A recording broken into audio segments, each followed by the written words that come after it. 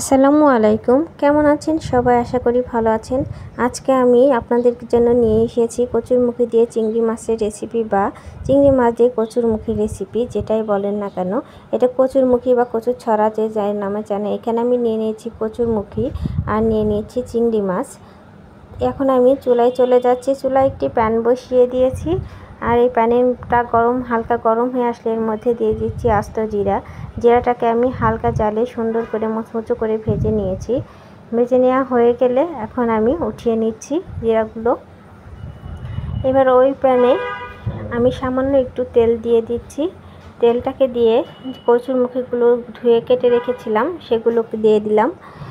কচুরমুখীটাকে তেলের সাথে ভেজে নেওয়ার কারণ হচ্ছে কচুরমুখীতে যে একটা বিজলা ভাবটা থাকে এটা অনেকাংশে কমে যায়। তাই সামান্য একটু হলুদ আর লবণ দিয়ে কচুরমুখীগুলোকে আমি সুন্দরভাবে নাড়াচাড়া করে ভেজে নিচ্ছি। দেখুন, কচুরমুখীতে অনেক পরিমাণে আয়রন থাকে। যাদের শরীরে রক্তের সমস্যা তারা এই কচুরমুখী খেতে পারেন। কচুরমুখী খেলে অনেকাংশে রক্তের ঘাটতিটা পূরণ হয়। তো কচুরমুখীটা আমার ভেজে নেওয়া হয়ে গিয়েছে। এখন আমি ওই প্যানেই রান্নার জন্য তেল দিয়ে দিচ্ছি। বেশি তেল দিব না, এখানে আমার 2 থেকে আড়াই টেবিল চামচ মতো তেল আছে। তেলটা গরম হয়ে আসলে এর মধ্যে দিয়ে দিলাম পেঁয়াজ কুচি। পেঁয়াজটাকে আস্ত হয়ে আছে একটু খুন্তার সাহায্যে আমি এরকম করে ছাড়িয়ে দিচ্ছি। এই অবস্থাতে আমি যে চিংড়ি মাছটা কেটে ধুয়ে রেখেছিলাম সেই চিংড়ি মাছটা দিয়ে দিচ্ছি।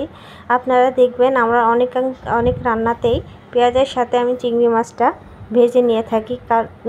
এইভাবে ভেজে নিলে চিংড়ি মাছের যে একটা ফ্লেভার স্বাদ সেটা তরকারির মধ্যে অনেক সুন্দর পাওয়া যায়। সেই জন্য আমি এইভাবেই রান্না করে থাকি। এবার দিয়ে দিলাম লবণ পরিমাণ মতো, তারপরে দিয়ে দিচ্ছি হলুদের গুঁড়া। আমি একবারে হলুদ আর লবণটা দিয়ে দিয়েছি। দিয়ে কিছু সময় আমি চিংড়ি মাছটা ভেজে নিয়েছি, বেশিক্ষণ ভাজবো না, একটু লালচে রং ধারণ করলেই আমি চিংড়ি মাছটা ভেজে নেওয়া হয়ে যাবে। তারপর দিয়ে দিচ্ছি কয়েকটা কাঁচামরিচ, শুকনো মরিচের গুঁড়া, হাফ টেবিল চামচ আদা রসুন বাটা আর হাফ চামচের থেকেও একটু কম জিরা বাটা। আমি এখানে কিন্তু বেশি মশলা ব্যবহার করিনি। এই রান্নাটা আমি খুব হালকা মশলায় রান্না করব। তো মশলাগুলো দিয়ে একটু কষিয়ে নিয়ে তারপরে আমি কচুরমুখীগুলোকে দিয়ে সুন্দরভাবে কষিয়ে নিচ্ছি। কষিয়ে নেওয়া হয়ে গেলে এখন আমি দিয়ে দিব পানি। পরিমাণ মতো পানি দিয়ে দিচ্ছি। পানিটাকে দিয়ে আমি নাড়াচাড়া করে নিব। নাড়াচাড়া করে মিশিয়ে দিয়েছি সমস্ত মশলার সাথে। এবার ঢাকনা দিয়ে ঢেকে আমি রান্না করে নিচ্ছি। দেখুন, রান্নাটা আমার প্রায় হয়ে এসছে। কচুরমুখীগুলোও সুন্দরভাবে সিদ্ধ হয়ে গিয়েছে। এই পর্যায়ে আমি যে জিরাটা ভেজে রেখেছিলাম সেটা শিলপাটায় গুঁড়ো করে নিয়েছি। এবার সেই ভাজা জিরাটা আমি এই তরকারির মধ্যে ব্যবহার করছি। এই জিরা ভাজাটা দেওয়ার কারণে এর যে একটা সুঘ্রাণ পাবেন, এটা থেকে আপনার এমনিতেই খেতে ইচ্ছা করবে এই রেসিপিটি।